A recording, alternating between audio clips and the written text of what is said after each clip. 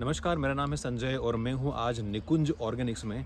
और आज हम लोग मिलने वाले हैं सुरेश जी से, जो हमें बताएंगे कि किस प्रकार जो जैविक खाद है वो किसानों के लिए लाभदायक हो सकता है। फिलहाल हम लोग हैं इस नर्सरी में और यहाँ पर विभिन्न प्रकार के खाद बनाए जाते हैं।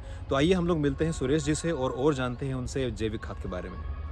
नमस्कार सर, तो हम लोग किसान राज से आए हैं और जैसा कि हमें पता चला कि आपके यहाँ पर जैविक खाद ही बनाते हैं आप, और किसानों तक ये बात पहुँचना चाहिए। तो सबसे पहले तो मैं जानना चाहूँगा अपने बारे में, आप बताइए कि ये किस प्रकार से यहाँ पर आप चीज़ें करते हैं और क्या मुहिम है ये। मैं सुरेश वर्मा। मैं मध्य प्रदेश शासन की सेवा से रिटायर्ड खाद्य विभाग का अधिकारी रहा हूँ। ये जैविक खाद मिट्टी को और प्रकृति को स्वस्थ बनाने की एक सोच है, और किसान को खेती की लागत कैसे कम की जाए और उसका मुनाफा बढ़ाया जाए और उसकी आमदनी बढ़े जाए। जैसे हमारे माननीय प्रधानमंत्री जी और हमारे मुख्यमंत्री जी कहते हैं, किसान की आय दोगुना करना। तो दोगुना आय कैसे होगी? लागत घटेगी और उत्पादन बढ़ेगा। उसी तरह से भी और जैविक पद्धति से अगर किसान अपनाएगा तो वहाँ तक हम लक्ष्य बहुत जल्दी प्राप्त कर सकते हैं। तो जैसे ये इसकी प्रेरणा आपको कहाँ से मिली? आपको क्या स्टार्ट में लगा ऐसा कि आपको जैविक खाद की तरफ जाना चाहिए? मैं बॉटनी सब्जेक्ट में एमएससी किया हुआ हूँ। मेरी पढ़ाई इसमें रही हुई है, और मैं मेरे परिवार में और मेरे नज़दीकी रिश्तेदार सब खेती से जुड़े हुए हैं। उनकी मैं लगातार ये स्थिति देखता था कि रासायनिक खाद का और रासायनिक कीटनाशक का बहुत उपयोग करते थे। कभी कभी फसलों के भाव नहीं आते थे या किसी कारणों से फसलें ख़राब होती थी, तो उन्हें बड़ा नुकसान होता था। और खेती की बात कहते हैं तो मैंने अपने बचपन में देखा, हल और बखर और इनसे बड़े आसानी से किसान खेती कर पाता था। लेकिन अब ट्रैक्टर की पावर बढ़ती जा रही है, बिना रोटोवेटर के आखिरी में उसका खेती समतल नहीं हो पाता। तो इतनी कठोर ये अपनी जो कृषि भूमि होती जा रही है, उसने मुझे थोड़ा बेचैन किया कि इसको कुछ अपन जो मदद कर सकें इसमें वो किया जाना चाहिए। इसी ने मुझे जैविक इसके यूनिट लगाने की तरफ प्रेरित किया। बिल्कुल, ये बहुत अच्छी बात है कि आपको चीज़ों ने इस प्रकार से किया। अच्छा, अभी हम लोग आपकी पूरी यूनिट भी घूमने वाले हैं और अलग अलग प्रकार से देखेंगे। फिर भी मैं जानना चाहता हूँ कि कितने प्रकार की खाद आपके यहाँ पर बनाई जाती है? खाद मोटे रूप से 5 तरह की है। एक है केचुआ खाद, जो ऑस्ट्रेलियन केचुआ होता है, आर्सेनिया फेटिडा। वो मूवमेंट बहुत तेज़ी से करता है, लाल होता है, गति तेज़ी से करता है, लेजी नहीं होता, सुस्त नहीं होता है, तो वो बड़ी तेज़ी से खाद बनाता है। वो प्योर गोबर खाता है। भारतीय कछुआ मिट्टी खाता है, तो गोबर खाता है। गोबर को वो अपने शरीर में से निकालता है और उसके शरीर की चिकनाहट उस गोबर उसके जो केचुआ खाद बनता है उस पर लगती है, तो उसका म्यूकस लगता है। तो इससे खाद बड़ी समृद्ध हो जाती है। उसमें बहुत सारे माइक्रोन्यूट्रिएंट्स जो सामान्य गोबर की खाद में नहीं होते हैं, वो सारे उसमें केचुए के कारण आ जाते हैं, और उसकी जो पावर है बहुत बढ़ती है, और उस उत्पादक क्षमता उस खाद की बहुत बढ़ जाती है। जैसे आजकल का किसान तो ज़्यादातर डीएपी हो गया, सुपर हो गया, एमपीके, इस प्रकार के खाद में, रासायनिक खादों में ही पूरी उनकी जो फसल होती है। तो ज़्यादातर किसानों को पता ही नहीं होता है कि रासायनिक खाद और जैविक खाद, इनमें अंतर क्या है? तो एक थोड़ा सा आप बताइए ना कि क्या अंतर होता है जैविक खाद और रासायनिक खाद में? रासायनिक खाद मोटे रूप से विभिन्न रसायनों के कॉम्बिनेशन से बनता है। कुछ पेट्रोलियम प्रोडक्ट के कॉम्बिनेशन से बनता है, कुछ प्रकृति का भी। सुपर फास्फेट प्राकृतिक खाद है।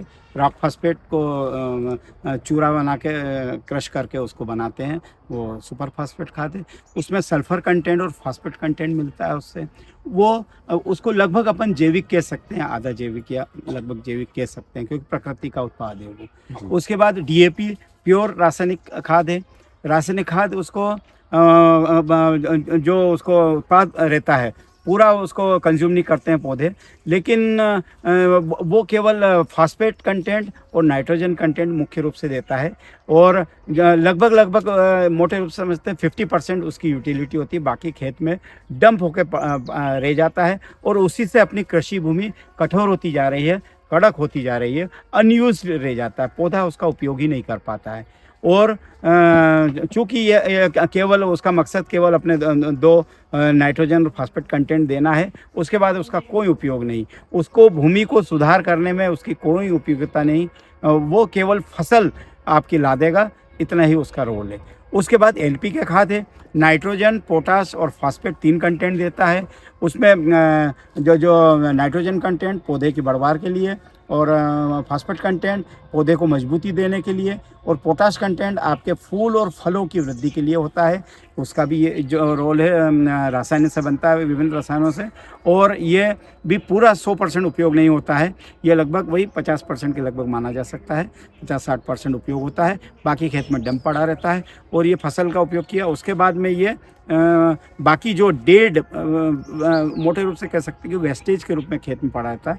इन्हीं के कारण अपने सारे खेत कठोर होते जा रहे हैं। अनयूज जो भी मटेरियल रहता है वो खेत में लगातार अपने डंप होता जा रहा है।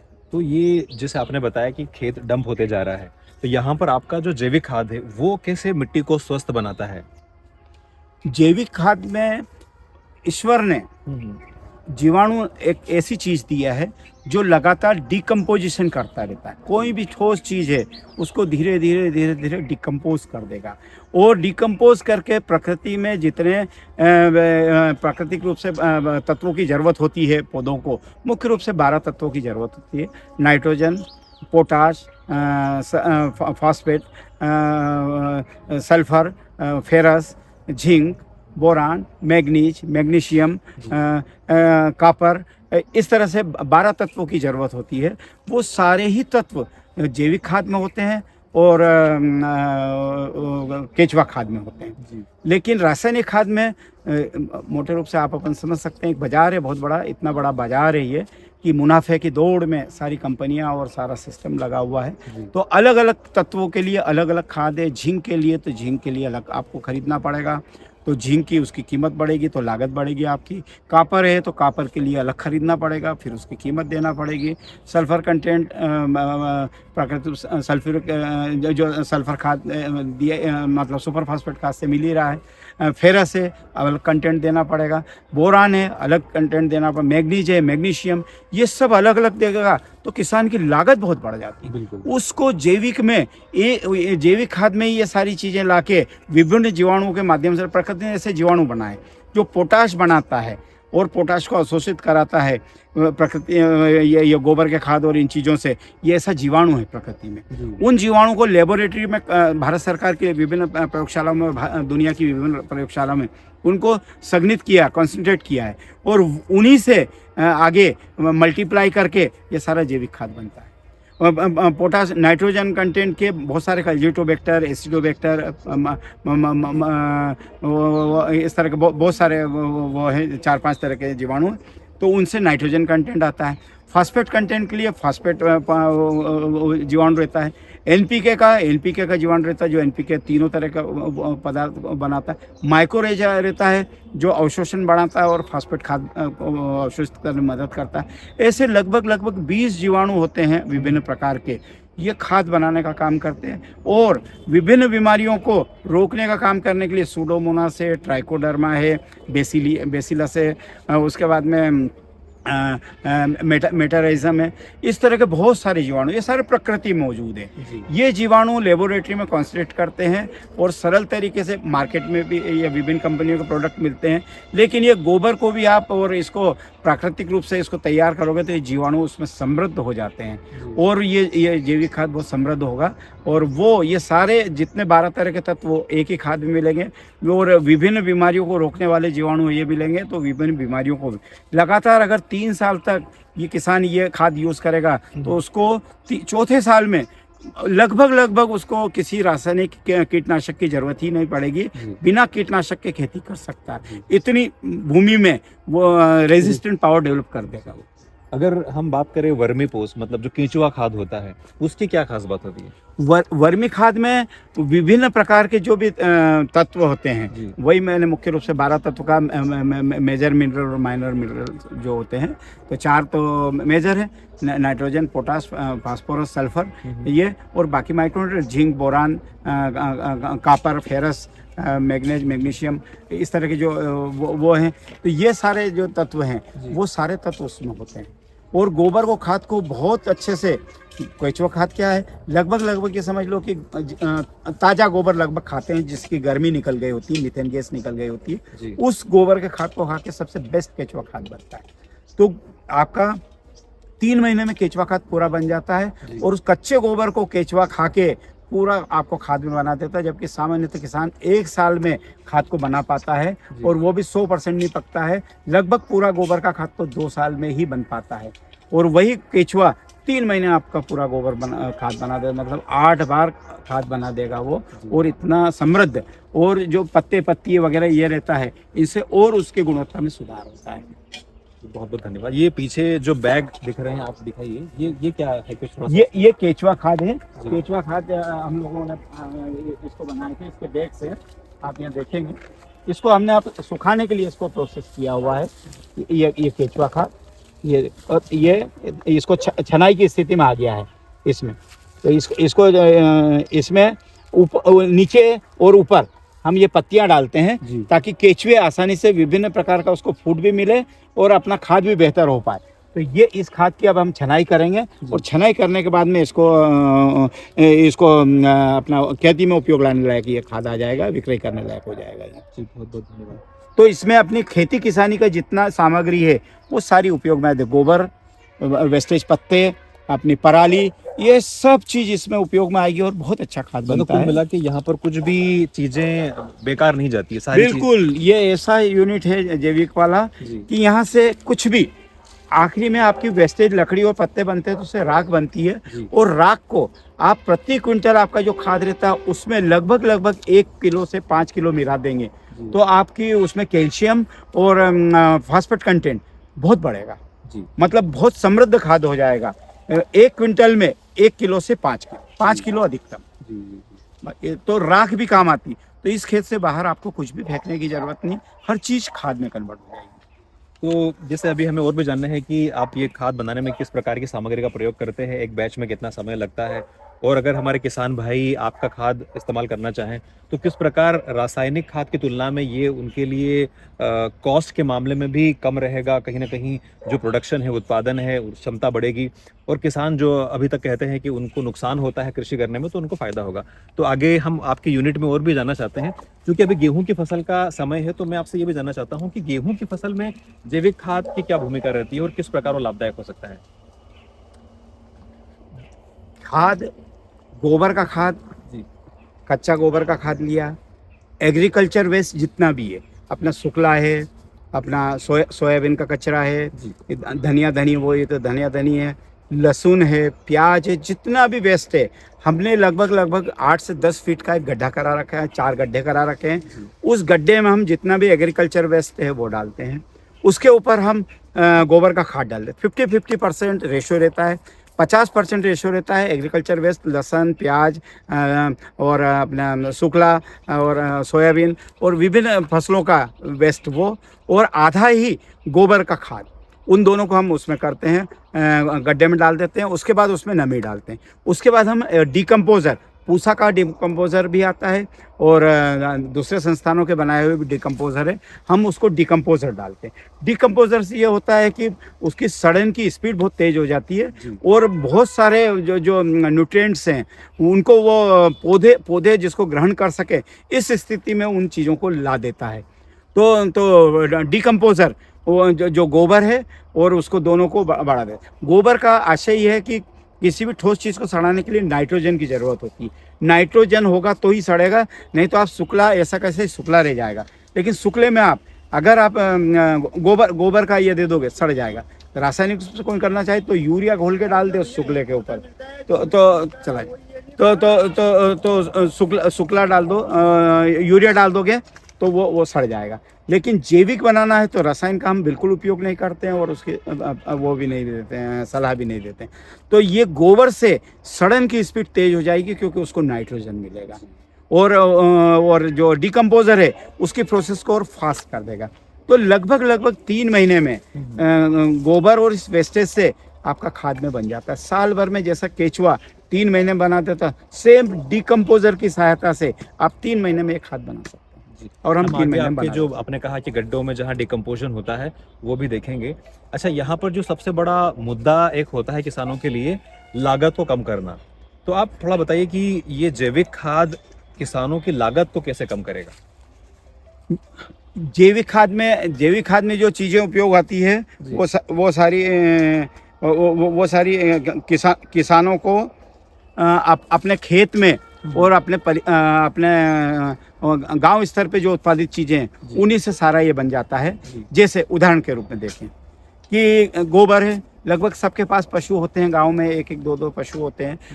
कुछ आजकल किसान लोग डेयरी फार्म भी लगाते हैं हर गांव में। जैसे मेरा ये जहाँ पे ये प्लेस है ग्राम दौलतपुर है, यहाँ पे 7-8 डेयरियाँ हैं जिन्होंने बहुत सारे पशु पाल रखे हैं। कुछ किसान तो डेयरी वाले ऐसे कि रोज एक एक दो दो ट्राली गोबर निकलता है, तो पर्याप्त मात्रा में यहाँ पे गोबर की उपलब्धता होती है। दूसरा वेस्टेज, एग्रीकल्चर वेस्ट, शुक्ला गेहूं का वेस्ट प्रोडक्ट है, तो वो हर किसान के पास निकलता है। सोयाबीन का वेस्टेज हर किसान के पास निकलता है। लहसुन का हर किसान के पास निकलता है। प्याज का हर किसान के पास निकलता है। तो जो भी फसल है उसकी फसल के अलावा वेस्टेज सारा निकलता है। इस सारे से वो खाद बना सकता है। उस बाजार से उसको कुछ भी नॉमिनल सी कुछ चीज़ें लाना पड़ेगी, बाकी कुछ भी लाने की ज़रूरत नहीं। केवल डिकम्पोजर और इसके सहारे आप लगभग बेसिक खाद सारा बना सकता है प्रत्येक किसान हमारे यहाँ से लेना चाहे तो हम बिल्कुल नो प्रॉफिट नो लॉस कीमत पे हम प्रमोशन कास्ट पे हम ये सारी चीज़ें उपलब्ध कराते हैं। तो किसान भाइयों के लिए ये है कि अगर आपको किसी प्रकार का जैविक खाद चाहिए है तो ये स्क्रीन पर आपको नंबर दिख रहा होगा, इस नंबर पर क्लिक करेंगे। नंबर पर अगर आप कॉल करते हैं तो सुरेश जी से आपकी बात हो जाएगी। वो आपको गाइडेंस भी देंगे किस सब्जी में किस प्रकार की फसल में कौन सा खाद उपयुक्त होता है, उस पर मौसम का क्या प्रभाव होता है, सारी जानकारी मिल जाएगी। साथ ही वो खाद आपको कहाँ पर उपलब्ध हो जाएगा इसकी जानकारी मिल जाएगी। फिलहाल चाय हमारे लिए आ गई है और मुझे लगता है कि चाय भी यहाँ पर जैविक होगी, तो हम चाय लेते हैं और हम फिर से कंटिन्यू करते हैं। लेमन ग्रास वाली चाय है, लेमन टी। तो अंकल ने हमें एक विशेष चाय बनाई है और ये चाय कौन से ग्रास की बनी हुई है? लेमन ग्रास की। लेमन ग्रास की है और ये पौधा है लेमन ग्रास का, और इससे चाय बनती है। इसमें चाय के पत्ते नहीं, मैं थोड़ा सा जूम करके बताइए आप। चाय की पत्ती के साथ लेमन ग्रास भी डालते हैं, जिससे लेमन का टेस्ट आता है और स्वास्थ्य के लिए बहुत अच्छी होती है, हाजमे के लिए बहुत अच्छी। बहुत ही टेस्टी चाय है। खैर चाय को लेकर हम लोग बाद में बातें करेंगे। फिलहाल हम लोग जिस बात के लिए यहाँ पर आए हैं कि किसानों के लिए जैविक खाद किस प्रकार से, ये पूरी नर्सरी का वीडियो बताइए कि यहाँ पर सभी प्रकार के फल सब्जियों के पौधे भी हैं।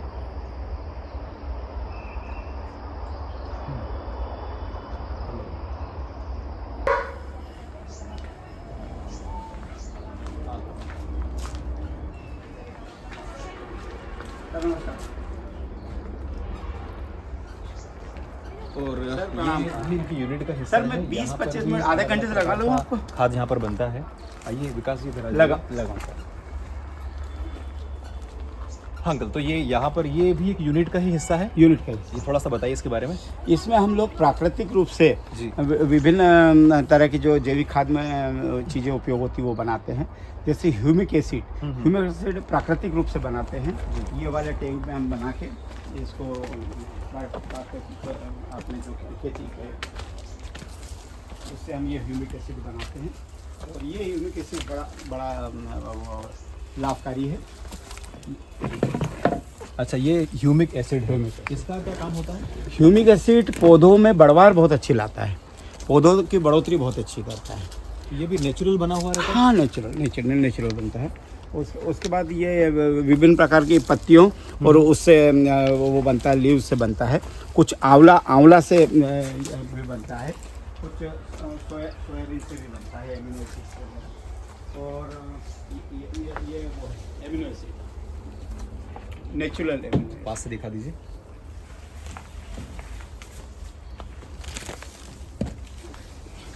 ये प्राकृतिक एमिनो एसिड है। इसमें क्या क्या होता है? एमिनो एसिड ये पौधों की बढ़वार लाता है। ये क्या ह्यूमिक एसिड ये बढ़ोतरी करता है ये, और ये डिकम्पोजर है। ये टैंक है डिकम्पोजर पे।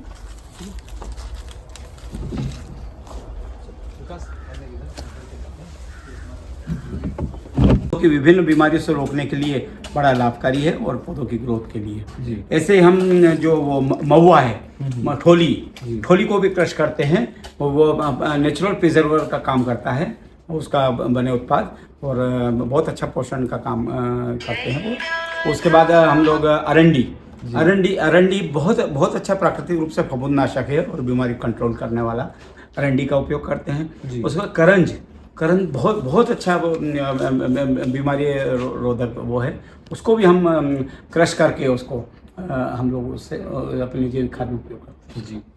तो बाकी इधर एक जो बड़े बड़े डब्बे रखे हैं, फोटोशूट कर लो।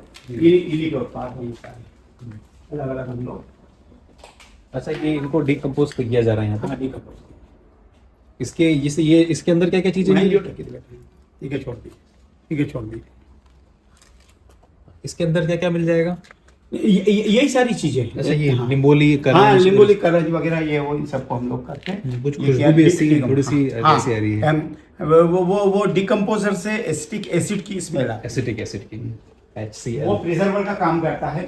प्राकृतिक रूप से जी। गुड़ के सारे डिकम्पोजर एसिटिक एसिड बनाता है, उसके बैक्टीरियाज होते हैं उसमें, और वो प्रिजर्वर का काम करता है, उससे खराब नहीं होता। तो ये जैसे एक यूनिट यहाँ पर है, ऐसे कितनी यूनिट आपने बना रखी है यहाँ पर? ये उस यूनिट का ही हिस्सा है। ये अच्छा, खेत की यूनिट का हिस्सा है। आप बाहर से थोड़ा सा बता दीजिए कि यहाँ से कैसा व्यू आता है बाहर, अगर हम पूरे गार्डन को देखें, पूरे सारी चीज़ों को देखें, तो ये पूरा एक प्रकार का बहुत नेचुरल प्लेस है।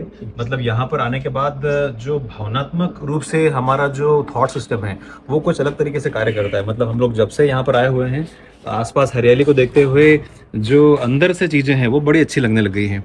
चलिए दूसरी यूनिट की तरफ चलते हैं।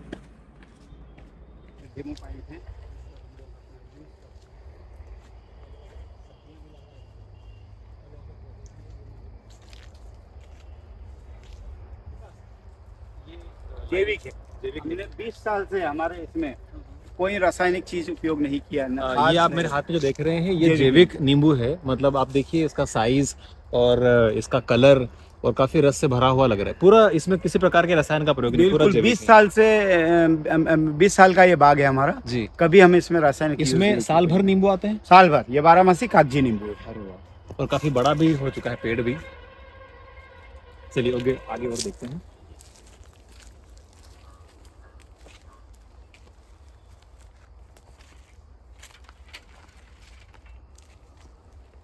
ये अभी पत्ता गोभी लगा है। पत्ता गोभी शुरू हो गई। ये पत्ता गोभी डेमो। की फसल है, डेमो है ये। अभी लगा है डेमो के लिए। अच्छा अभी लगाया हुआ है, ये पूरा जैविक है हाँ सारा। जैविक है। बीच में रोपा है हमारा प्याज का कुछ।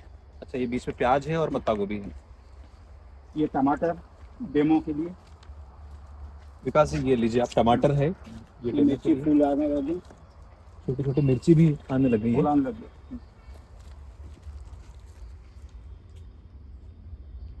इसके बाद बैंगन वगैरह का ये बैंगन है, ये मूली लगी है। जो ये वाला मूली, ये मूली है, ये बैंगन है। बैंगन करेला पीछे की साइड।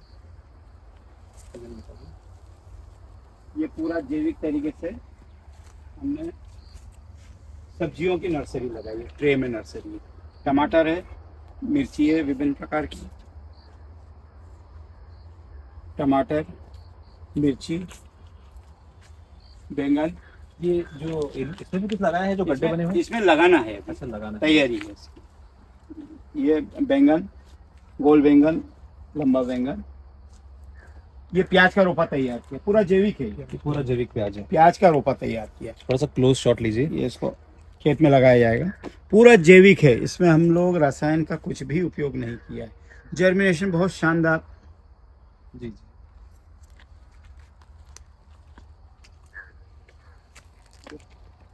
ये चीकू है, ये एक चीकू नीचे भी गिर गया था जो मेरे हाथ में लगा है। अभी ये पका नहीं है, शायद अगले दिन इसको खा सकते हैं। तो इसको मैं घर पे थोड़ा सा पकाऊंगा कुछ देसी तरीके से, और फिर कल ये काफ़ी स्वादिष्ट होने वाला है। तो मजा आ जाएगा। मधुमक्खी क्लोज ले लो। मधुमक्खी क्लोज कर। मधुमक्खी लगी है यहाँ पे। बहुत सारा फूलों और फलों के पौधे हैं, इसलिए ये बिल्कुल नुकसान नहीं पहुँचाती है हमको। ये नेचुरल खुद से ही नेचुरल अपने आप आई हुई है। छोटी शहद लगती है हमारे यहाँ अलग अलग पौधों पे, उसको हम तोड़ लेते हैं। खुशबू के कारण आती है ना? हाँ, वो फूलों के कारण। फूलों के कारण। मधुमक्खी आपको कहीं नहीं मिलेगी। ये डेमो है हमारा। आलू लगाए हमने, जैविक आलू। जैविक आलू। अभी बाहर उधर लौकी आ गई बाहर। लौकी ये लौकी लगी है। पीछे लाने लौकी। ये जैविक जैविक वाली लौकी है ये। इसमें कोई बीमारी वगैरह नहीं लगती, जैविक रहती है तो? नहीं, मतलब क्या है, ये स्वस्थ रहती है। आदमी को अपने को खाने में विभिन्न प्रकार के जो केमिकल्स आते हैं वो नहीं आता? वो कुछ भी नहीं तो आजकल जो सामान्य किसान बहुत केमिकल यूज कर रहा सब्जियों में। भयंकर केमिकल आ रहा है। जामफल को जैसे जामफल लग गया, फोटो ले लिया, जामफल के साथ लोना कोई फोटो। हाँ जामफल, एक जामफल ऐसा ऐसा है कि जो फेंक भी सकता है। हाँ तोड़ लो। पपीता को फोटो चाहिए, तो कच्चा है जामफल। गारा है सर को ऐसे ना जो तोड़ लो, इनमें ही है।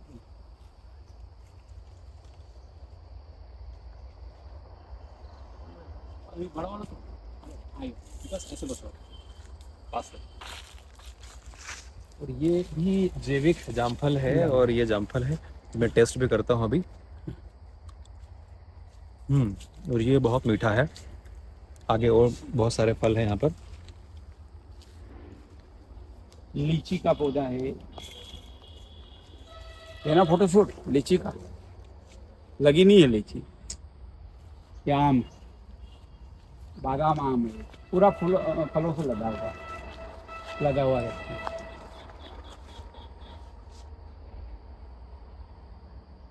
2 मिनट में इधर से भाग तो उधर को नहीं, इधर से। आपको व्यू बनाना तो व्यू का लिए बहुत अच्छा है। ग्रीनरी देनी होगा आपको, कुछ थोड़ा सा नहीं बनाना।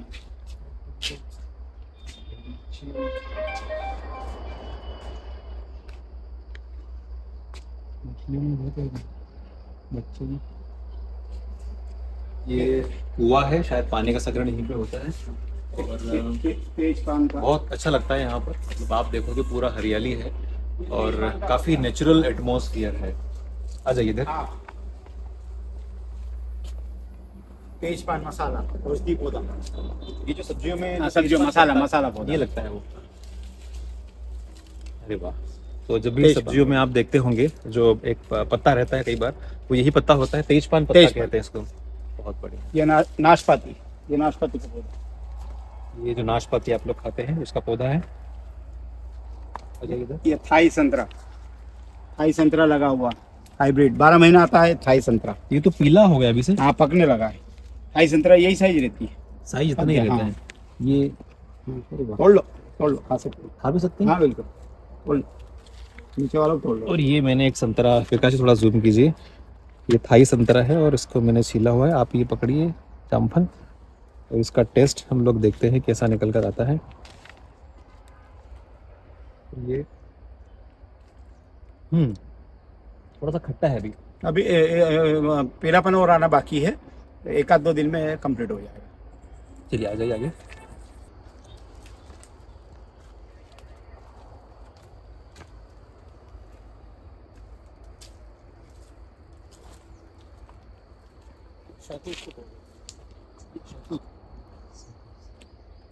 ये शहतूत का पौधा है।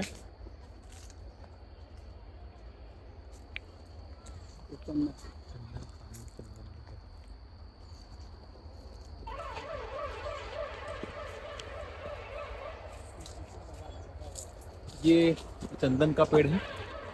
शायद आप लोगों ने एक मूवी देखी होगी, पुष्पा मूवी होती है जिसमें चंदन की तस्करी होती है। ये वही पेड़ है चंदन का। आगे जाइए।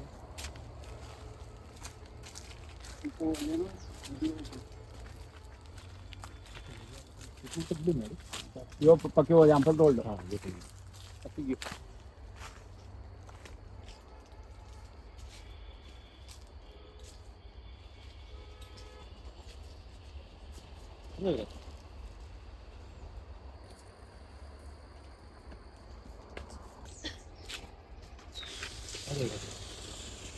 ये कटहल,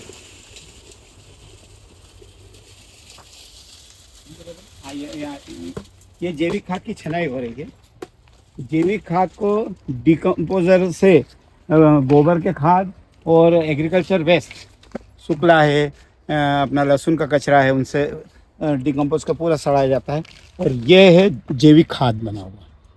डिकम्पोज होके ये छान के ये पूरा, इसकी गुणवत्ता और जो रासायनिक खाद की गुणवत्ता दोनों की तुलना की जाए तो ये बहुत बेहतर है उससे। ये आपकी खेत की उर्वरा शक्ति भी बढ़ाएगा, उसका कार्बन क्षमताएं भी बढ़ाएगा और खेत की मिट्टी में बड़ा सुधार करेगा और उत्पादन बहुत अच्छा होगा इससे। तो फिर बताओ, ये गोबर गोबर को खाद जो डिकम्पोज होकर सड़ी हुई गोबर खाद, ये गोबर का खाद है जो डिकम्पोज यहाँ पे हुआ है, अभी ये सड़ रहा है और जब पूरी तरह सड़ जाएगा तो फिर इसको यूनिट में अलग अलग प्रकार से प्रोसेस करके विभिन्न प्रकार के जैविक खाद बनाए जाएंगे। हम लोग चलते हैं डायरेक्ट हमारी जो प्रोसेसिंग यूनिट है और वहां पर देखते हैं कि किस किस प्रकार की चीजें जैविक खाद बनाने में प्रयोग में की जाती है। ये अंकल जी ने बताया कि यहाँ पर वेस्ट कुछ भी नहीं होता है, तो जो भी वेस्ट होता है चाहे वो पत्तियों के माध्यम से है वो सारा यहाँ पर रखा जाता है।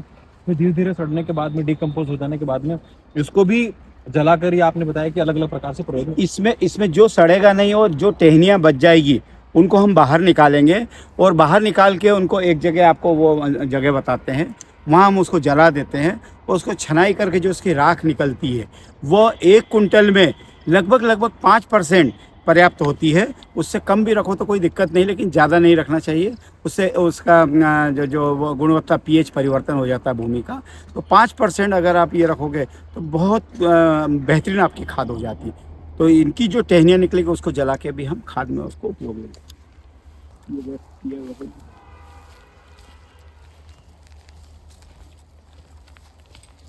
ये जो एग्रीकल्चर का वेस्ट जो सड़ता नहीं है, डिकम्पोज नहीं होता, ऐसी टहनियाँ या ऐसा डंठल, उन सबको हम यहाँ जला देते हैं और उससे राख बनाते हैं। उस राख को हम छान लेते हैं। करीब करीब खेती में 1 एकड़ अगर खेती है तो उसमें करीब 1 कुंटल के करीब या उससे थोड़ी बहुत कम राख आराम से निकल जाती है। 50 किलो से 1 कुंटल जो वेस्टेज निकलता है उससे उससे राख बनेगी और उसको हम उपयोग में लेंगे।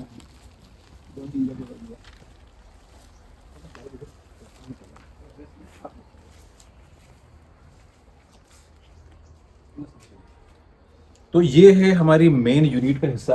और यहाँ पर आप देख सकते हैं कि नीचे दिखाइए, यहाँ पर टैंक बने हुए हैं, नीचे बहुत सारे पूरे इसमें बहुत सारे एक ड्रम्स, भैया क्या आप खोल सकते हैं? और ये आप ड्रम्स में देखोगे तो यहाँ पर विभिन्न प्रकार के खाद बनाए जाते हैं।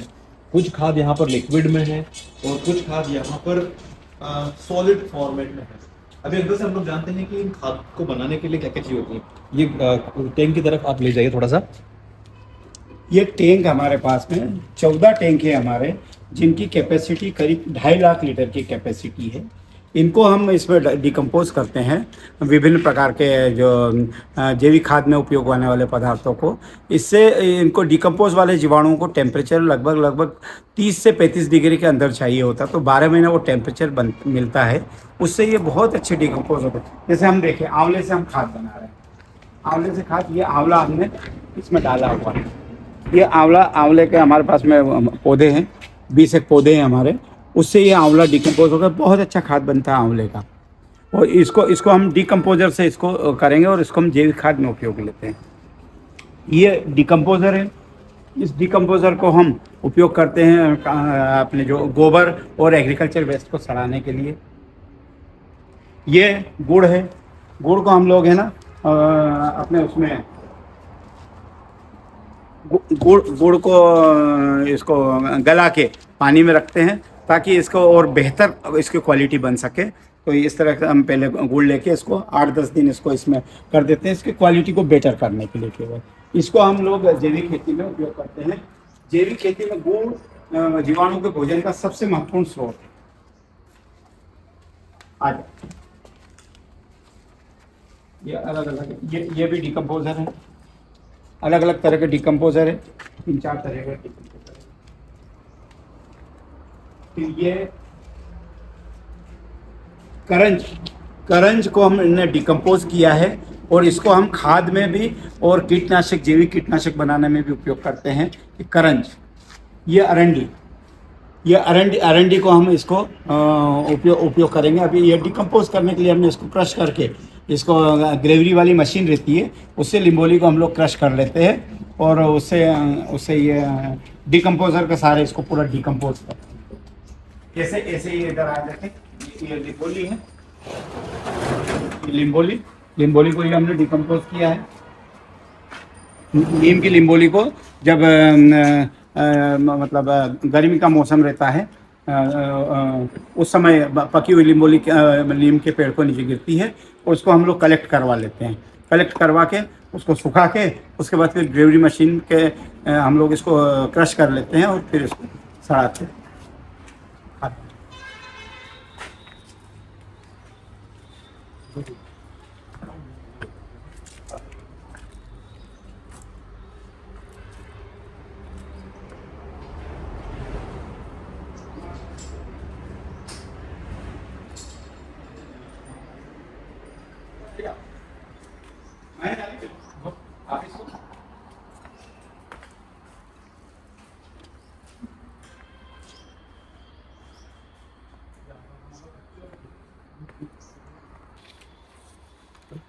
और अभी हम लोग हैं यहाँ पर जो अंकल हैं इनके ऑफिस में, और जैसे ही हम लोग अंदर जाते हैं यहाँ पर आपको अलग अलग प्रकार के खाद के बैग मिल जाते हैं। ये करके भी जानेंगे हम लोग अंकल से कि यहाँ पर ये जो खाद है, अंकल यहीं से शुरुआत करते हैं। ये जैसे जो बैग में दिख रहे हैं खाद, ये कौन सा खाद है और ये किसान भाइयों का उड़ाना होता है, कौन सी फसल के लिए होता है? ये जैविक एनपीके खाद है। एनपीके मीनिंग इतना ही हुआ कि नाइट्रोजन, पोटाश और फास्फेट कंटेंट उसको ज़्यादा मात्रा में होना, और बाकी दूसरे भी जो डिफरेंट माइक्रो न्यूट्रिएंट्स जो हैं वो सब तो है ही, लेकिन प्रमुख रूप से ये तीनों उतने हैं कि एनपीके जो रासायनिक खाद का ब्रांड है उसी पैटर्न पे नाइट्रोजन, पोटाश और फास्फेट कंटेंट तुलनात्मक रूप से ज़्यादा है। जो रासायनिक खाद जो हैं उसी अनुपात में या उससे बेहतर ये क्वालिटी बने, ये इसमें ये होता है। विभिन्न प्रकार के इनके बैक्टीरियाज होते हैं, उनके सारे ये सारा अच्छा बनता है। और ये डीएपी खाद है, इसमें नाइट्रोजन और फास्फेट कंटेंट इसमें ज़्यादा है, बाकी दूसरे कंटेंट तो हैं ही। तो इससे ये डीएपी जो रासायनिक खाद का एक मानक है या स्वरूप है, आम किसान वही भाषा समझता है, इसलिए उसको ये नाम तुलना के लिए नाम दिया गया है कि नाइट्रोजन फास्फेट कंटेंट उसमें पर्याप्त है। अंदर भी छोटे छोटे अपने बहुत सारे बैग बना रखे हैं। ये केचुआ खाद का बैग है। केचुआ खाद ये 5 किलो के उसमें है। ये गार्डन में उपयोग लेते हैं जिनके कम पौधे हैं, बगीचे हैं, वो लोग लेके जाते हैं अपने घरेलू किचन गार्डन के लिए जी।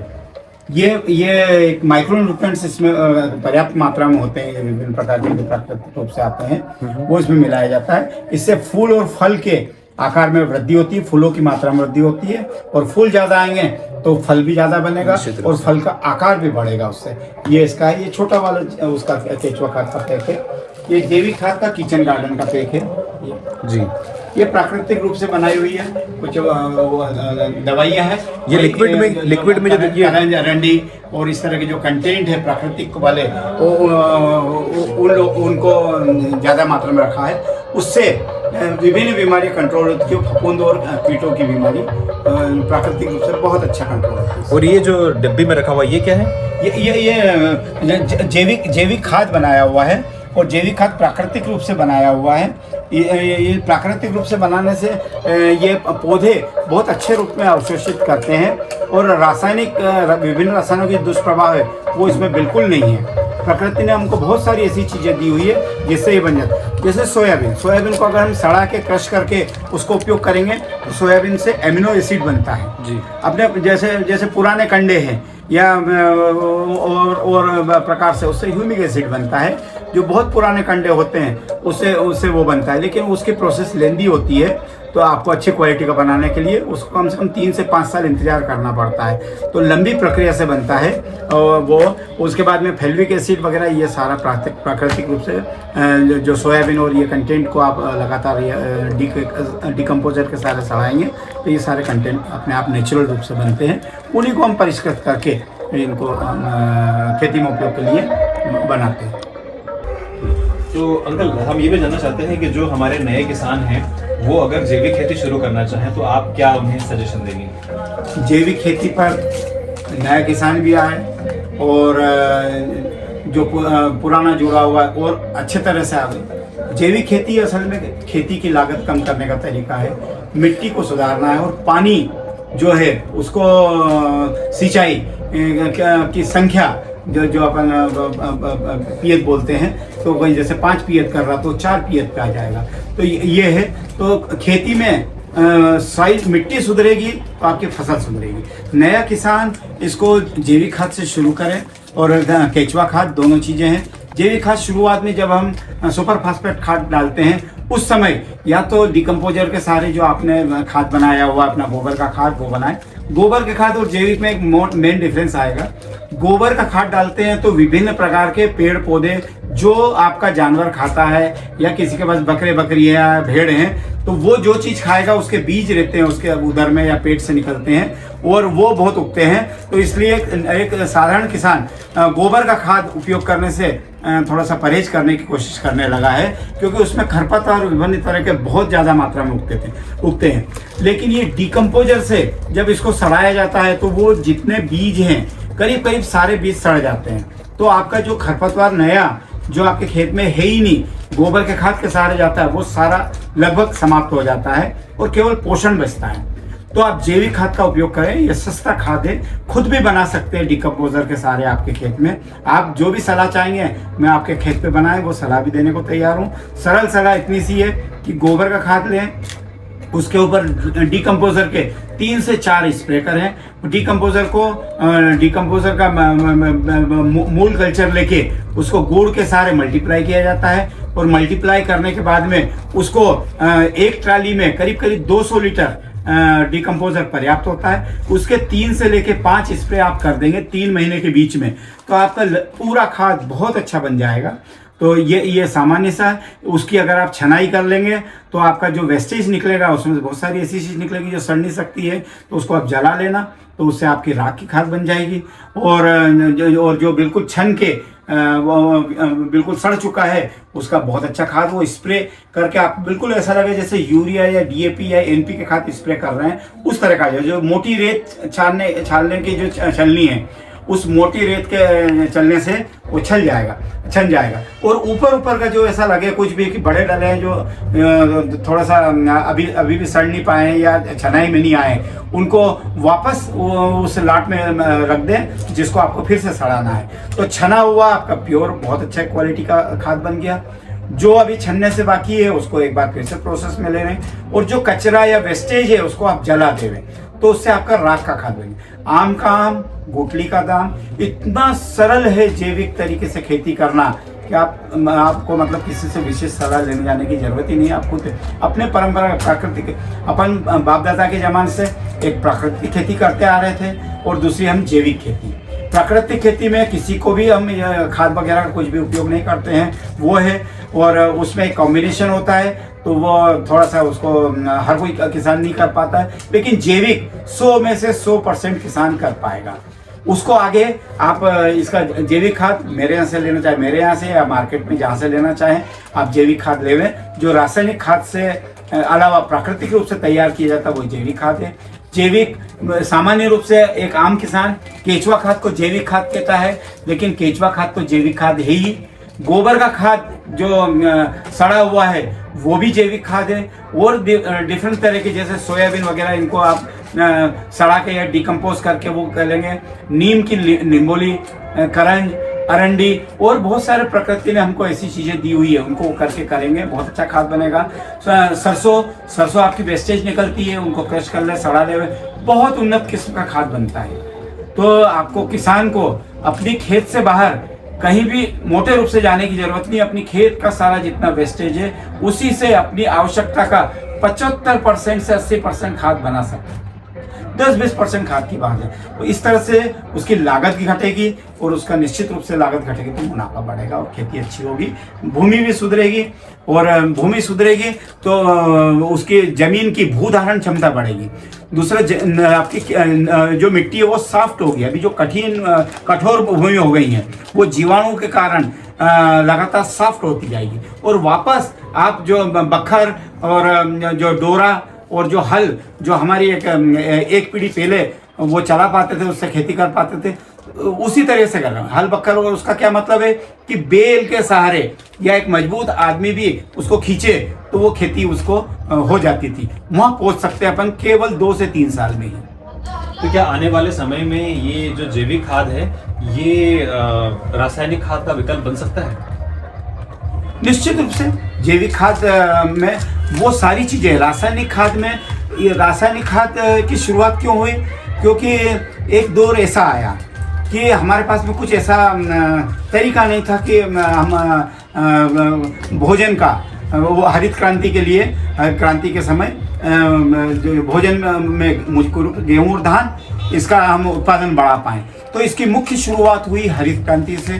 तब हमने धीरे धीरे रासायनिक खाद का उपयोग करना शुरू किया और धीरे धीरे अब हम बहुत रासायनिक खाद का उपयोग करने लगे। बहुत हम रासायनिक कीटनाशकों का, फफूंदनाशकों का उपयोग करने लगे और सबसे ज़्यादा हम खरपतवारों का उपयोग करने लगे।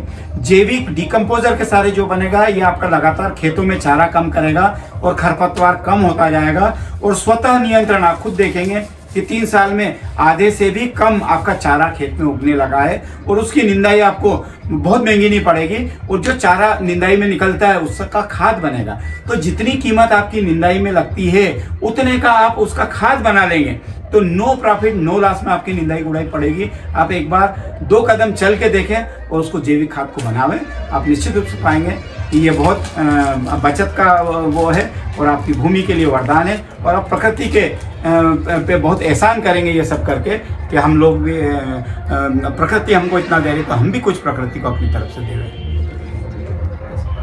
बाहर एक आखिरी फ्लोर शुरू हो जाओगे एक बाहर ले जाते हैं।